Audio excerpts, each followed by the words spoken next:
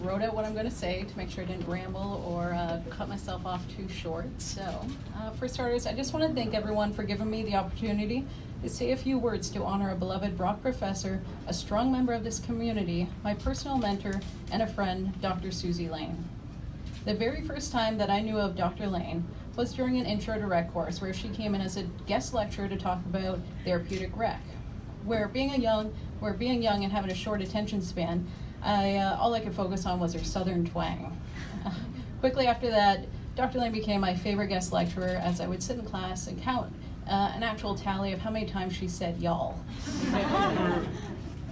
As I continued in my undergrad, I quickly learned how strong and passionate she is about TR. However, I also learned that she was very particular about certain things, such as calling her Dr. Lane. It was a hard transition after I was done my undergrad to transition to calling her Susie. As mentioned, there were no hats in her class.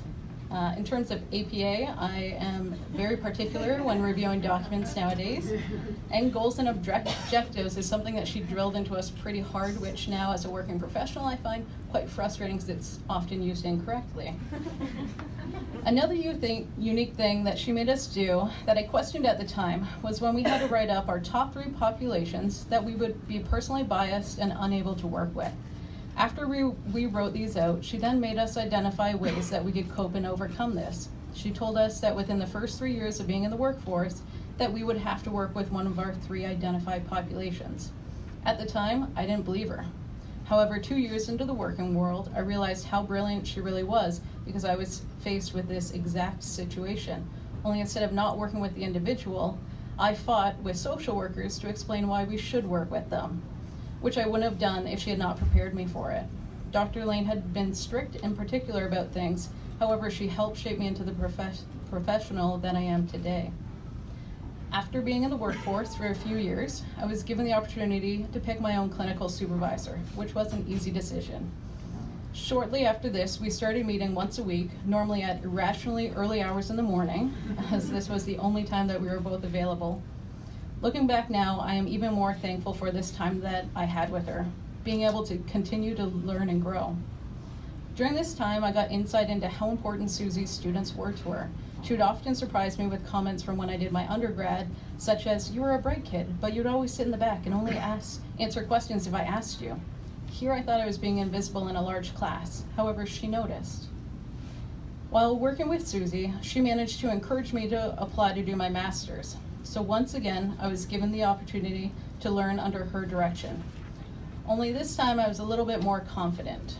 Susie had a way of occasionally using incomplete sentences. She would start saying something and end with a, "well, you know."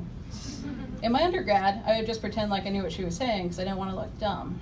However, when I did my master's, I would look at her and be like, "No, Susie, I have no idea what you're talking about." She would then give me one of her smiles, a small laugh, and go on to explain. While doing my master's, I took the detoured and scenic route and completed it in 4 years instead of 2.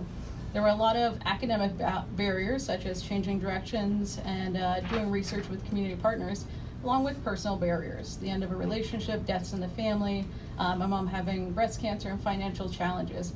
However, Susie was there to support me, sometimes with a tea and a hug and a listening ear, and sometimes with a kick in the butt to keep me moving along.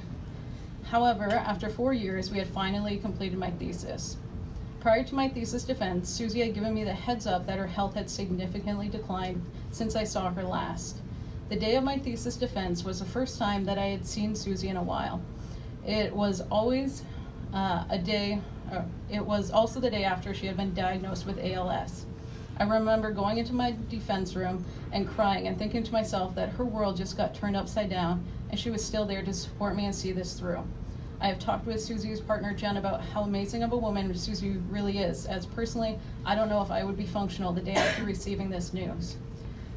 This further showed her dedication to her students, TR, and the university. When the time came for my graduation ceremony, Susie was not well enough to come to the service. However, I was able to borrow the gown after the service and visit her at her house for some pictures. During the visit, Susie expressed feeling bad that she couldn't come to the service. I told Susie not to feel bad. The service was a photo opportunity that we were still able to do. However, to me, the important part was that she was there for me during those difficult times where I considered walking away. She was there for me during those moments where I needed her the most, and this is the most significant reason why I was able to complete my master's program.